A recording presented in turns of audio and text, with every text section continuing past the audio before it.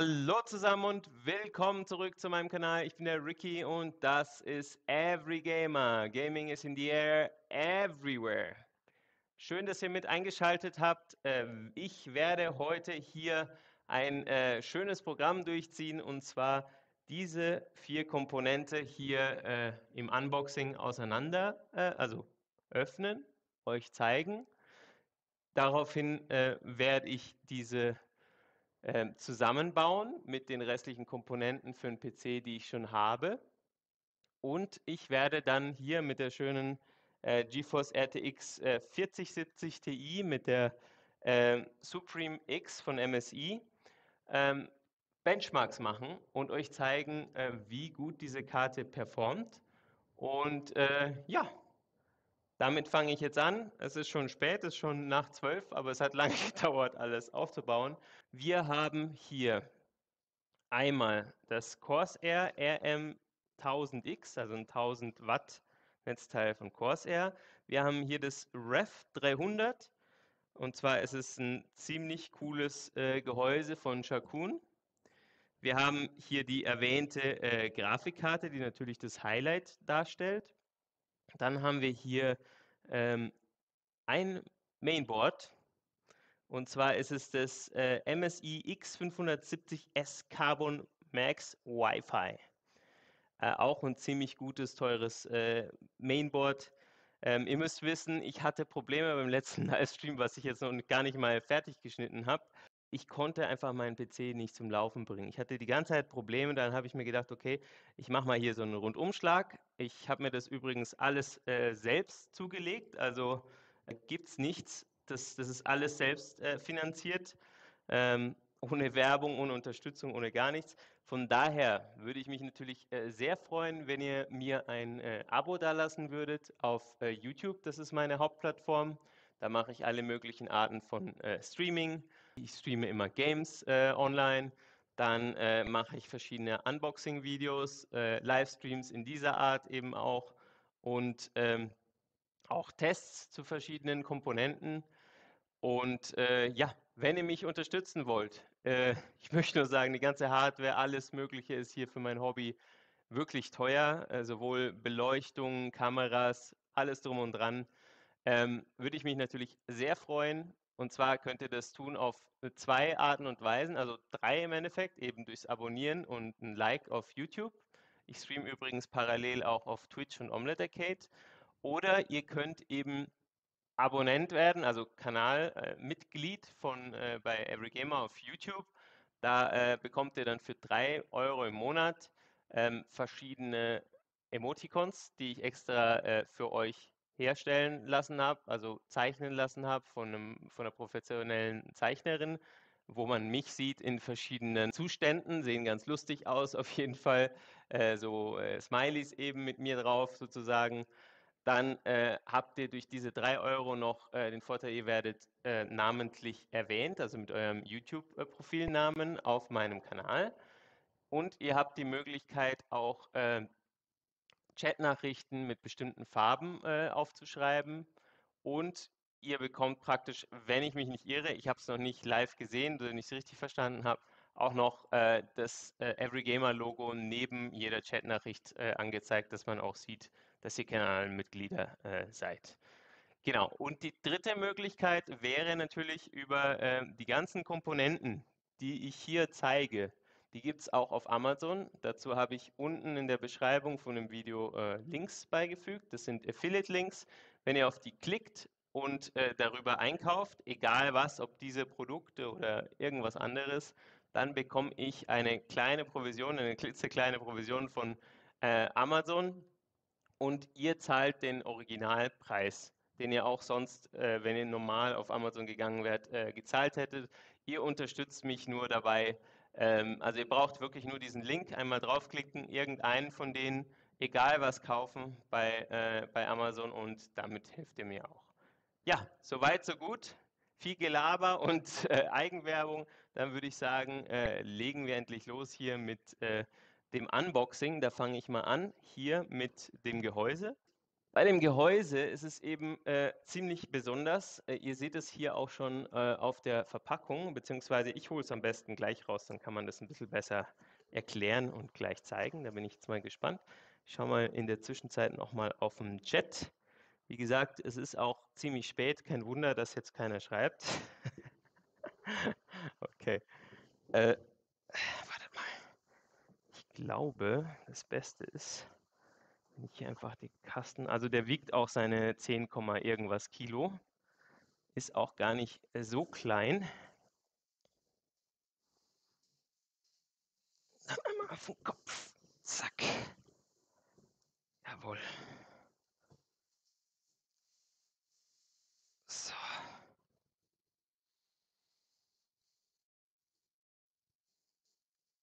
Wie ihr seht, sieht gut verpackt aus. Aha, schön, schön. Mal hier das Teil von der Seite weg. Hier auch nochmal. Aha. Da ist auch schon eine Anleitung mit drinnen, die ihr hier sehen könnt. Ref 300. So.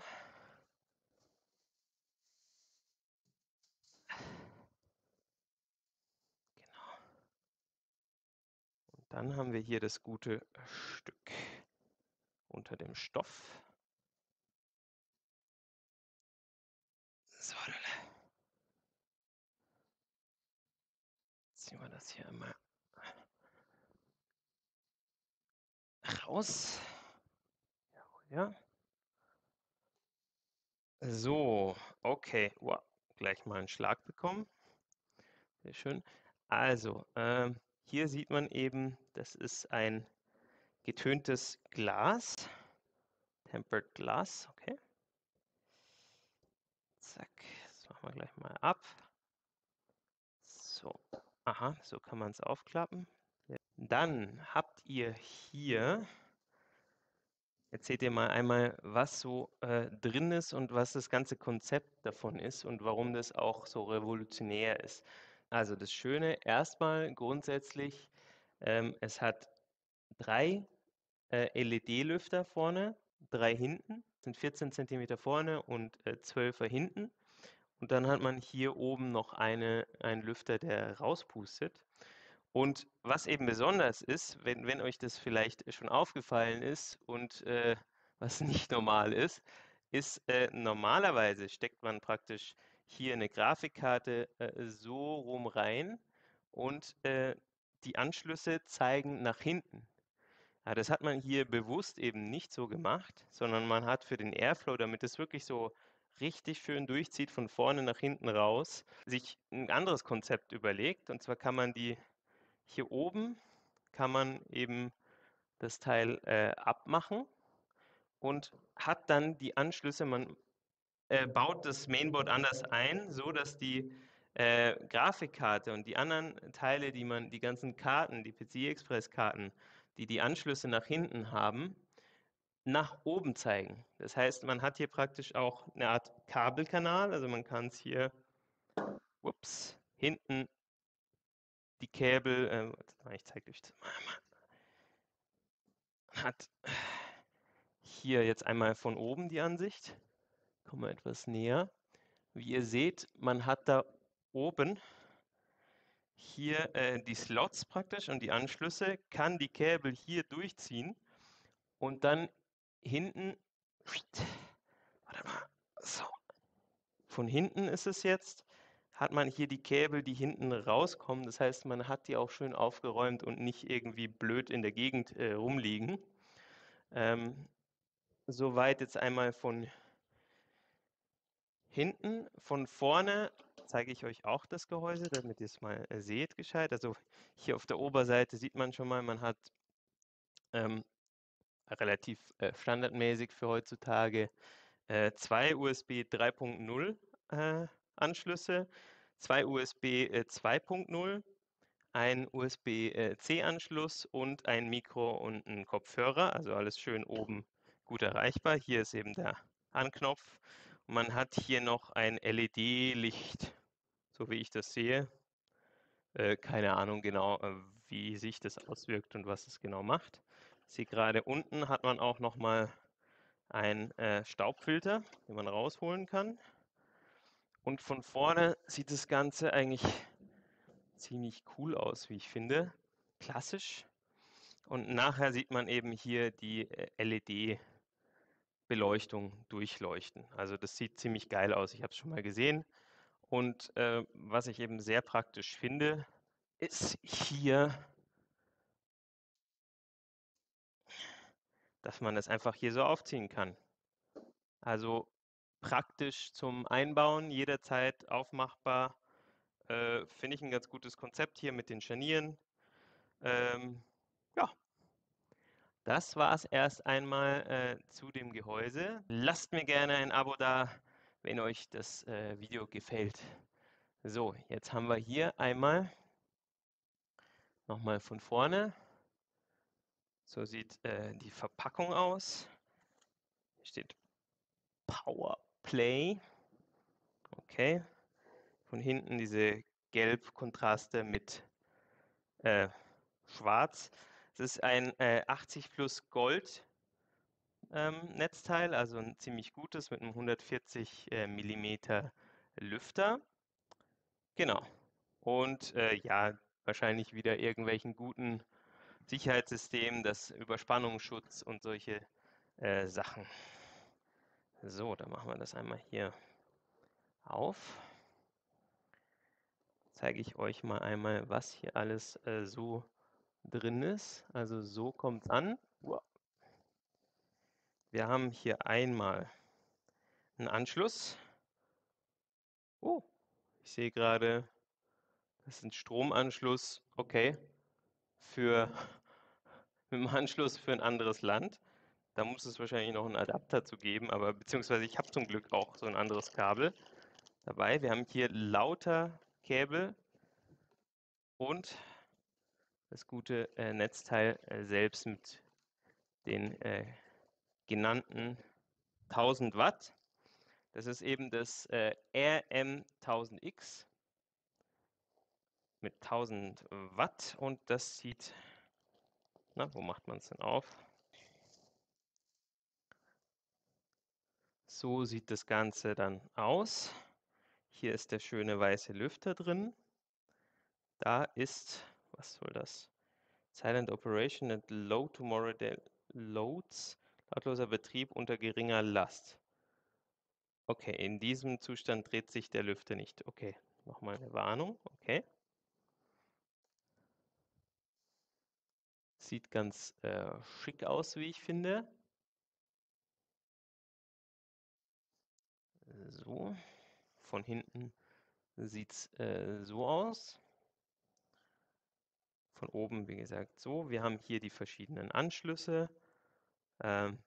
Motherboard, PCI Express, CPU, SATA, PATA, PCI Express, CPU. Steht alles mit drauf. Okay, designed for use with genuine Corsair Type 4 cable sets only. Mhm. Okay, und hier sieht man nochmal die Spezifikationen.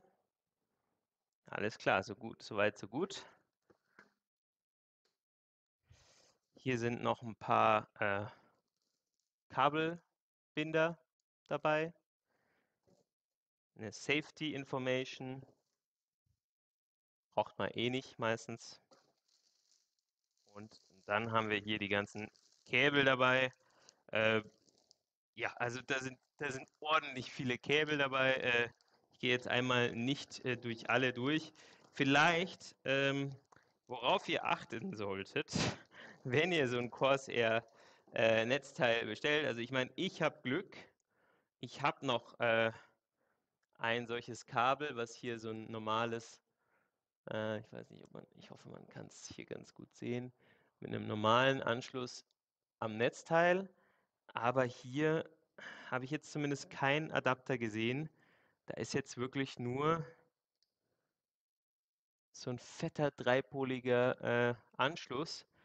Ich glaube, das wurde auch aus Amerika oder so importiert. Keine Ahnung. Achtet bitte darauf, dass ihr dann dementsprechend eins bestellt, wo eben so ein Adapter dabei ist. Ich schaue mal eben hier einmal nochmal die Kabel durch, aber ich glaube nicht, dass da jetzt auch ein Adapter dabei ist. Das werde ich gleich sehen. Also am besten einmal in die Beschreibung reinschauen. Ich habe das Problem eben nicht, weil ich ein anderes Kabel noch übrig habe. Aber sonst wäre das schon ein Problemchen gewesen. Nee.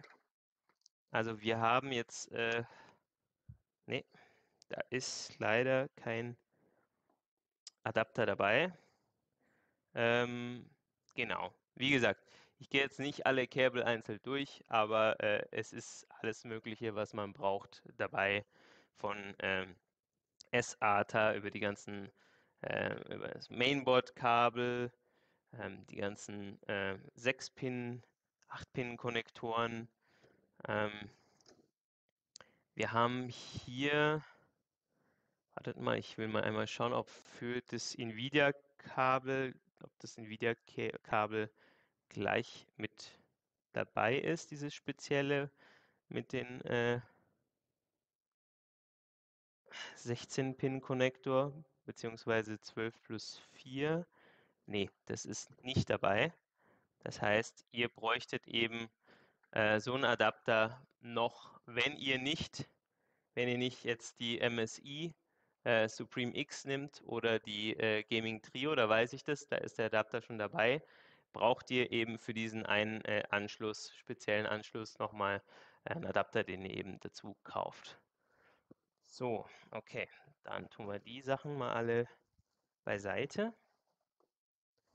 Dann kommen wir hier zu dem schönen Mainboard. Und zwar ist es das MSI X570S Carbon Max Wi-Fi. Das hat auch ein 1600 Megahertz Wi-Fi drauf, also wirklich sehr schnell mit den neuesten Standards. Ich meine sogar, dass Bluetooth mit dabei ist. Hier seht ihr eben ähm, Gen 4, vierfach M2-Slots sind dabei. Es sind zwei PCI Express Slots mit Gen 4 eben auch dabei. Man hat hier ein sehr robustes Design, meinen sie. Genau, man hat Wi-Fi 6E und Bluetooth 5.2 dabei und 2,5 Gigabyte, also Gigabit LAN. Ein Audio Boost und DSD-Support. Hier 120 Dezibel, 32 Bit, 384 Kilohertz. Man hat eine RGB-Steuerung mit verbaut, dass man eben mit den entsprechenden Apps die RGB-Beleuchtung mitsteuern kann, mit den ganzen anderen Geräten, die man auch hat, mit RGB-Beleuchtung. Okay, hier steht EC LED Control, One Button to Control LED On Off easily. Okay, man kann die LED-Beleuchtung an- und ausmachen anhand des Ganzen. Man hat gut ein Premium-Design, das ist halt wirklich auf Qualität ausgelegt. Also es ist ein ähm, Mainboard, was schon um die 350 Euro kostet. Also ihr wisst, wovon ich spreche. Ich habe eben mit den letzten Gigabyte und Asus Mainboards schlechte Erfahrungen gemacht. Das waren alles so Mainboards um die 200 Euro. Normalerweise gebe ich auch nicht so viel für Mainboards aus, aber habe mir gedacht, okay, diesmal will ich ein richtig gutes haben, dass ich auf Nummer sicher gehe. Von daher habe ich mir das eben hier besorgt. M2 Shield Frozen Better Thermal Faster Transfer Speed, okay. Und man hat eben diese AI Cooling mit dabei. Hier stehen auch schon die ganzen Anschlüsse, aber die schauen wir uns jetzt auch nochmal im Detail an, wenn ich das Mainboard ausgepackt habe. So, was haben wir in der Box drin? Da ist etwas drin. Das war's, was da drin ist. Einmal hier die Anschlüsse für die Antenne. Die sieht dann so aus von MSI. Genau. Dann haben wir hier Ah ja, okay, das ist einfach nur so ein Fuß, den man hier irgendwie reinschieben kann. Oder vielleicht andersrum. Ja, genau, andersrum. So sieht das Ganze dann aus. So, und dann kommen wir zum guten Hauptstück, und zwar das Mainboard selbst. Das hole ich jetzt einmal hier raus. Schön verpackt.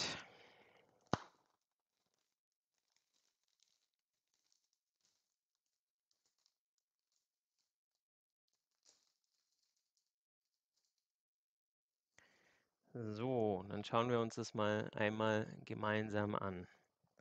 Also, wir haben hier CPU-Slot ganz normal. Wir haben hier für die Heatsink eben so einen schönen Kühler. Lightning Gen 4 M2 steht da. Wir haben hier einmal 1 und einmal 2 PCI Express Gen 4 Anschlüsse. Das heißt, man könnte hier 2 Grafikkarten mit anschließen. Man hat hier noch normale PCI Express Anschlüsse. Was gibt es noch zu sagen? Hier, zack, warte mal. Hier haben wir diesen Perform in Style Schriftzug. Wir können bis zu 128 Gigabyte DDR4 Speicher mit einbauen, und das war es eigentlich soweit. Ansonsten die ganz normalen Anschlüsse, aber ihr seht, es ist alles sehr ähm, hochwertig verbaut und gekühlt passiv hier, und hat auch normalerweise, muss der auch eine Aktivkühlung irgendwo mit drin haben. Ich gehe mal davon aus, dass die, ich sehe jetzt keinen Lüfter, äh, keine Ahnung, fragt mich nicht. Also normalerweise haben die X570 Boards alle irgendwo eine Aktivkühlung. Ich sehe jetzt keine, ich sehe hier so, was ist es? Carbon oder ich glaube, das ist einfach gefärbtes Aluminium, was wir hier haben. Okay, dann schauen wir uns einmal noch die Anschlüsse an. Also einmal hier nochmal, zack, das Ding abmachen. Da haben wir einmal einen BIOS-Knopf zum Flashen und ein Clear CMOS direkt drauf, also das, um das BIOS zurückzusetzen, und dieses Flash BIOS Button, was hier oben ist. Ich hoffe, ihr könnt es einigermaßen sehen, so. Ähm, Das ist wirklich praktisch, denn wenn ihr das Mainboard flashen müsst, müsst ihr nicht mal ins BIOS gehen, sondern es reicht, wenn ihr einen USB-Stick nehmt und darauf eben das BIOS-Update runterlädt von der Seite von MSI direkt. Hier gibt es eben ein Flash BIOS, das ist hier so markiert in weiß, so ein Steckplatz, das ist ein USB 2.0 Anschluss, und da steckt ihr ihn rein, drückt drauf, normalerweise für 3 Sekunden, wenn es so ist wie bei meinem alten Asus-Board, und dann startet er. Er muss also wirklich nur, auch wenn er nicht hochfährt, der Computer, er braucht nur Strom zu haben, er braucht nur eingeschaltet zu sein, das Netzteil, und dann kann der selbstständig, ohne BIOS, ohne Monitor, ohne gar nichts hier ein BIOS-Update machen. Und dann haben wir 2 USB 2.0. Wir haben alten, hieß es nicht auch M2? Ich weiß nicht mehr. Alten Anschluss für alte Mäuse und Keyboards. Wir haben hier einen Onboard HDMI-Anschluss, also für wenn ihr eine CPU habt, die eben auch eine APU enthält, also eine Grafikeinheit. Dann könnt ihr das darüber anschließen. Ich weiß jetzt auch gar nicht, ob hier irgendwie eine Onboard-Grafikkarte mit vorhanden ist, weil das so teuer ist. Vielleicht, das werden wir dann sehen, wenn wir dann im BIOS uns anschauen. Wir haben hier schnelle, ich glaube, das ist 3.1 irgendwas Anschlüsse, also 2 nochmal. Wir haben hier 4 3.0 USB-Anschlüsse. Dann haben wir hier nochmal ein schnelles USB, ein USB-C. Dann haben wir hier eben den Port für 2,5 Gigabit, einfach den LAN-Port. Wir haben die 2 Anschlüsse für die Antennen, die wir vorhin gesehen haben. Wir haben ein digitales, für einen optischen digitales Kabel hier, ein PDIF-Out, haben hier normale Klinkenanschlüsse, die sonst auch alle aktuellen Mainboards eigentlich haben. Einmal Out, RS-Out, CS-Out, fragt mich nicht, was der Unterschied ist. Einmal ein Mikrofon, ein Line-Out und ein Line-In, ein normales. Und das Schöne ist, ihr könnt es wahrscheinlich nicht richtig sehen hier, ich komme noch mal her, die sind alle vergoldet für eine bessere Audioqualität. Und es sieht allgemein, fühlt sich das sehr stabil an, sehr wertig, muss man sagen. Also wenn ihr euch das mal einmal anseht, ich hoffe, ich bringe das ganz gut rüber. Die Qualität scheint wirklich gut zu sein hier. So, dann schauen wir mal einmal noch, was noch in der Verpackung mit dabei ist. Das hier aufmachen. Da ist ja jede Menge mit dabei. Alles klar. Dann gehen wir das mal einmal hier durch. Und zwar haben wir einmal hier Aufkleber von MSI. So sieht das Ganze aus.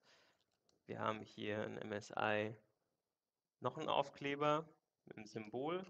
Wir haben hier die Schräubchen, die sehen so aus, als wären sie für die M2 NVMe Festplatten bzw. Speichereinheiten. Dann haben wir hier, oh, sehe ich das richtig oder was? Da ist ja sogar ein USB-Stick mit dabei, ein Mini-USB-Stick. Das ist sehr interessant. Lasst mal kurz gucken. Ich mal kurz einmal raus. Habe ich das jetzt echt richtig gesehen?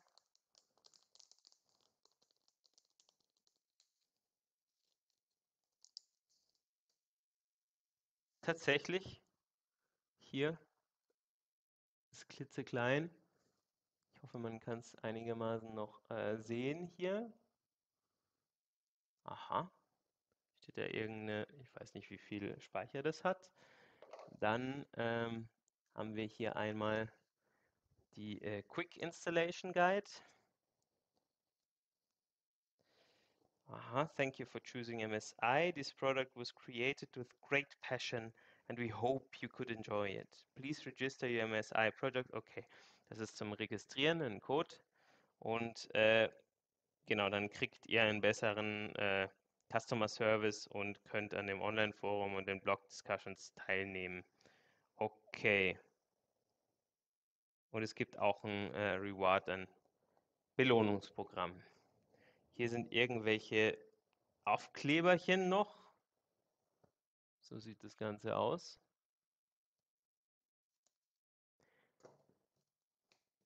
Okay, da war, okay, noch ein, aha, interessant. Warte mal, ein Schlüsselanhänger mit Schraubenzieher mit verbaut, die sehr schwer, fühlen sich von der Materialität ziemlich hochwertig an. Also ihr seht es hier einfach nur Schlitz und Kreuzschraubenzieher.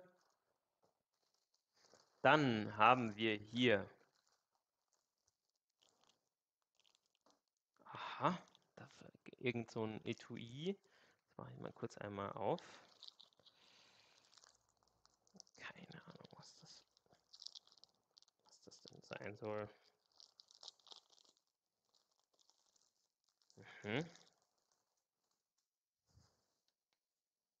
Ah, das ist praktisch. Hier seht ihr, das ist so eine Art Bürste. Die kann man hier ein- und ausfahren.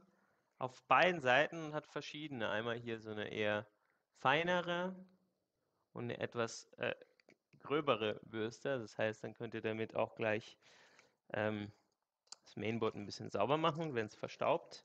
Ich kann euch da übrigens auch so 'n Handstaubsauger empfehlen, für solche Themen. Das ist immer ganz gut. Wir haben hier ein Kabel, das packe ich jetzt erst mal nicht aus. Man kann's wahrscheinlich nicht sehen, einfach nur für die, Lüftersteuerung, auch vergoldet, mit vergoldeten Anschlüssen.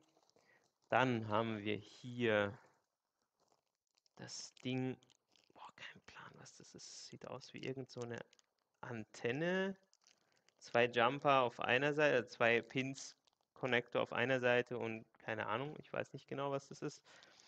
Dann haben wir hier noch einen Lüfteranschluss mit 3 Pins auf beiden Seiten.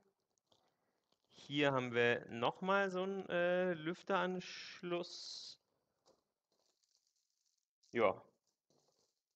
Und dann haben wir hier noch 2 SATA-Kabel für die Verbindung eurer Festplatten. Soweit, so gut. Das war's dann zu dem Mainboard. Ich werde es einmal kurz zur Seite tun. So, und dann kommen wir hier zum letzten, aber auch besten Teil. Das ist hier eine GeForce RTX 4070 Ti, und zwar von MSI, die Supreme X. Also das ist das Topmodell. Kostet jetzt um die 1000 Euro, etwas drüber, je nachdem, wo ihr das kauft. Und ja, machen wir das gute Ding mal auf. Also, schaut mal hier, super geile Verpackung. Ich habe es einmal nur kurz so aufgeklappt, hier gleich mit Supreme. Gut verpackt auch. Ihr habt hier ein schönes Mauspad mit dem Supreme Style. Habt ihr diesen Stand. Ich mache das mal einmal auf, ich werde den ja nachher eh brauchen und zusammenbauen. So.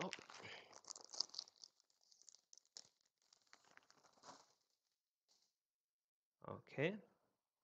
So sieht das schöne Teil aus. Also das heißt, ihr könnt das hier aufschrauben, könnt es hochfahren und könnt praktisch, weil die Grafikkarte doch relativ schwer ist, über 2 Kilo, könnt ihr eine Seite stützen der Grafikkarte so, dass sie eben nicht, also praktisch ins Gehäuse unten reintun, hochfahren, festmachen und auf dem anderen Ende, wo die Grafikkarte nicht fest ist, nochmal von unten befestigen, dass das nicht das ganze Gewicht praktisch auf die PCI Express Konnektoren und hinten da, wo die Anschlüsse sind, drauf gehalten werden, sondern das unterstützt einfach. Also es würde auch ohne gehen, aber wenn ihr die Möglichkeit habt, das dran zu machen, dann macht es ruhig. Denkt nur dran, man sollte den PC damit nicht transportieren, wenn man einmal diese Halterung hat, weil die wird ja nicht irgendwie verschraubt oder so. Das ist ja einfach hier nur ein gummierter Fuß und von daher ein bisschen aufpassen beim Transportieren und weiter bewegen. Und zwar haben wir hier 3 8-Pin-Konnektoren auf der einen Seite und hier den berühmt-berüchtigten 16-Pin-Konnektor oder 12+4, zu dem es auch Skandale gab. Also von daher allgemein, wenn ihr diesen hier einsteckt, bitte immer ganz bis unten hin, um sicher zu gehen, dass da nichts passieren kann. Aber hey, ist natürlich super, dass sie so ein Adapterkabel mit beilegen. Bei vielen Grafikkarten von anderen Herstellern wird es nicht gemacht. Und das Schöne ist bei der Supreme X, die hat eben gleich 3 Power-Konnektoren, weil sie eine etwas höhere CPU hat. Aber das Schöne daran ist, dadurch ergibt sich natürlich auch ein höheres Powerlimit. Das heißt, sie ist geeigneter zum Übertakten. Und ich habe mir erst kürzlich im Livestream von MSI, den verlinke ich jetzt hier oben auch mal, dann könnt ihr mal noch von offizieller Seite mal ein Video sehen von den Jungs, von den netten Jungs, die da auch Benchmarks gemacht haben.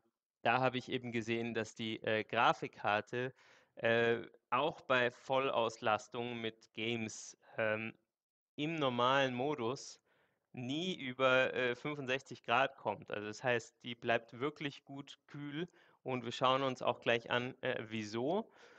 Hier einmal in der Kühllösung. Das Ding ist schon ein fetter Oschi. Und sie ist, ich habe extra verglichen, die leiseste 4070 Ti auf dem Markt, soweit zumindest ich gefunden habe. Sie ist schon im normalen Game-Modus so laut wie die leiseren 4070 Ti und hat sogar noch einen Silent-Modus, wodurch sie dann wirklich, wirklich leise wird. Und die haben wirklich, die ist so eingestellt von Haus aus, dass sie erst ab einer Temperatur von 60 Grad anläuft überhaupt, und die haben da wirklich gezockt und Benchmarks gemacht, und die ist wirklich gerade, also die Lüfter, die laufen gerade so an, so dass sie verdammt leise ist. Also da hört man kaum was. Vor allem, wenn sie im Gehäuse verbaut ist, ist sie wirklich sehr leise. Also wir haben jetzt hier drei 12 Zentimeter Lüfter, wie ihr sehen könnt. Die ist auch schön abgedeckt hier. Das ziehen wir mal einmal kurz ab. Hier habt ihr natürlich die normale Abdeckung für den Transport von dem PCI Express Anschluss.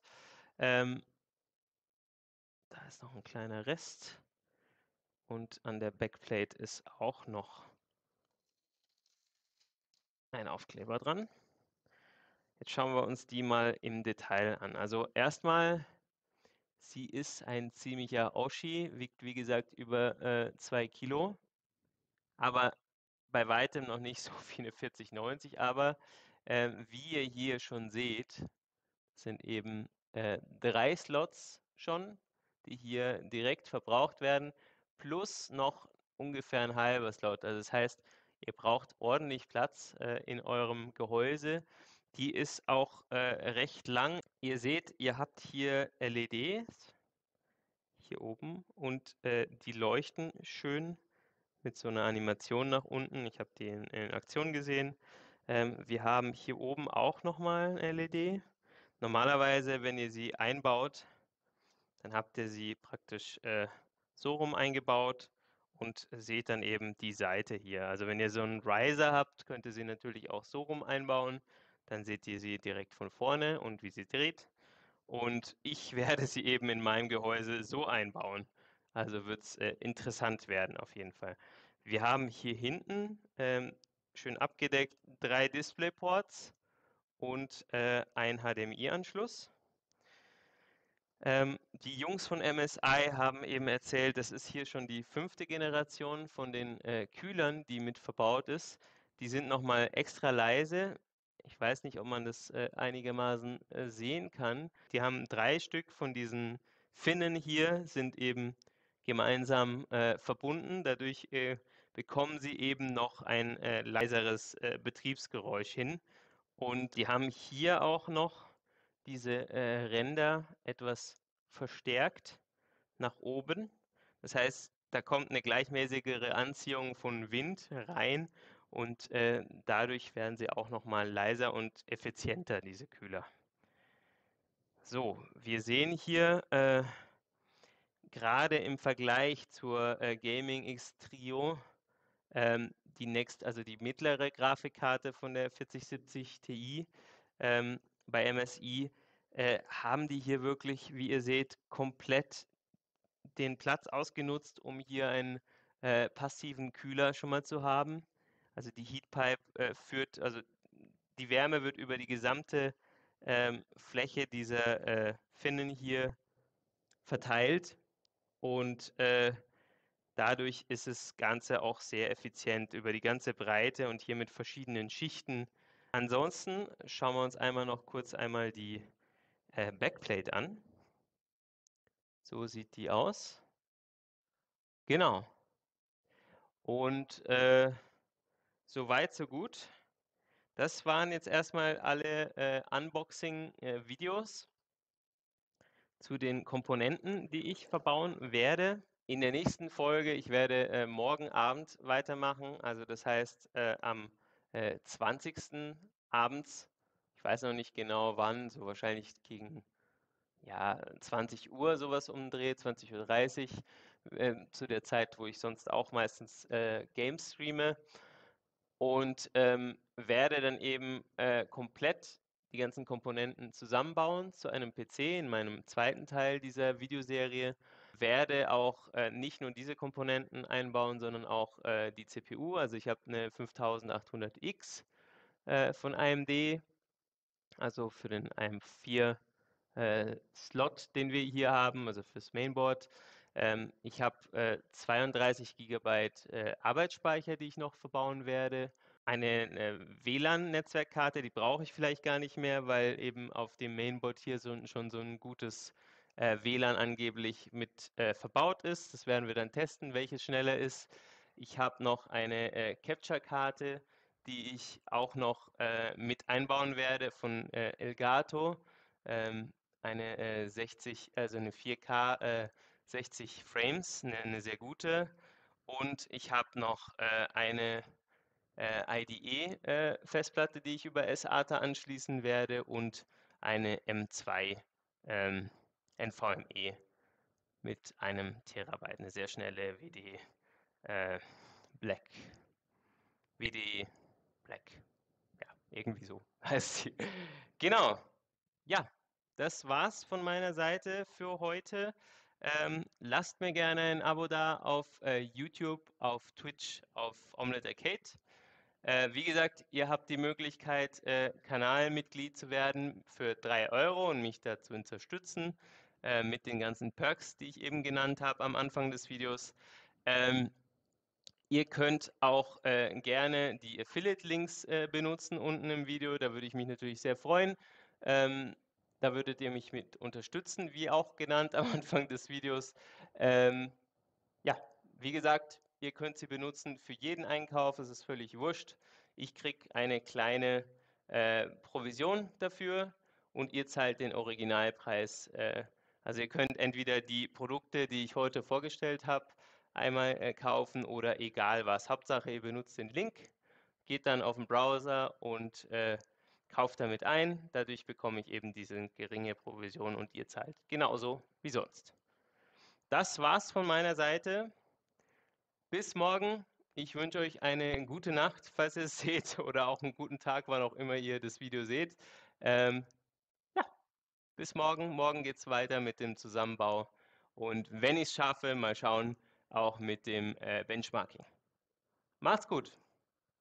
Ciao, ciao. Einmal vorbei und ciao.